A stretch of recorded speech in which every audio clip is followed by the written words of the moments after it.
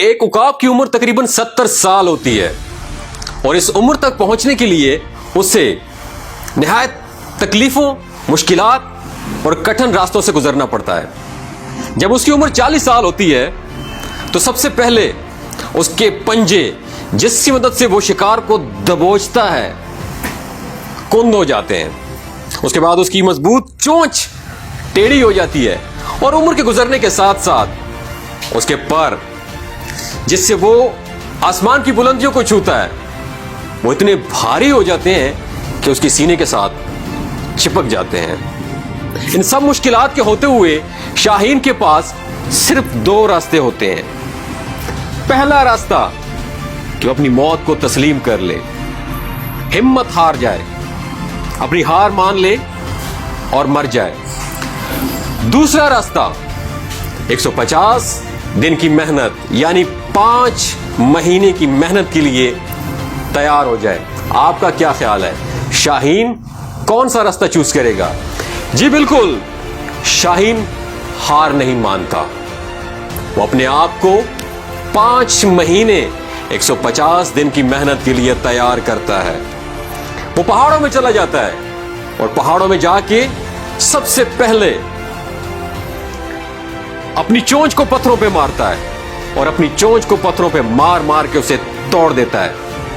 جب نئی چونچ نکلتی ہے تو نئی چونچ کی مدد سے وہ اپنا ایک ایک ناخن اکھاڑ کے پھینک دیتا ہے۔ جب نئے ناخن نکلتے ہیں تو وہ ناخن اور چونچ کی مدد سے اپنا ایک ایک بال اکھاڑ کے پھینک دیتا ہے۔ اس طویل عرصے میں اسے 5 مہینے لگتے ہیں۔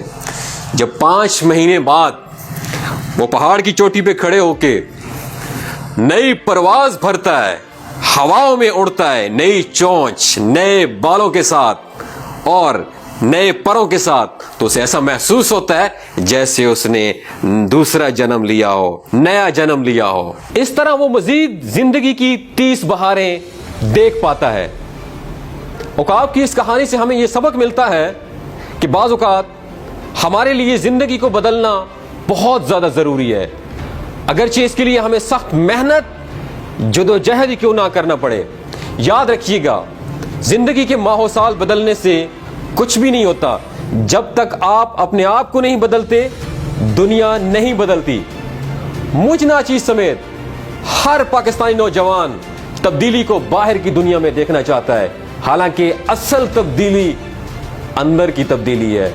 سب سے پہلے تبدیلی اندر آتی ہے، پھر باہر کی دنیا میں تبدیلی نظر آئے گی۔ مثبت تبدیلی کے لیے اپنے آپ کو بدلنا ہوگا۔ اب سوال یہ پیدا ہوتا ہے، خود کو کیسے بدلا جائے؟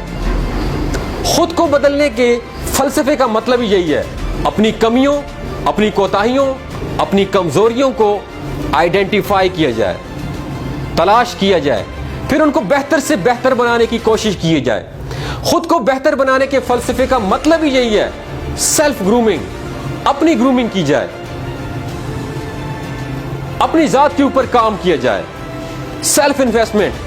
اللہ پاک نے جو آپ کو صلاحیتوں سے نوازا ہے، جس ٹیلنٹ سے نوازا ہے، اس کو پالش ضرور کرنا چاہیے۔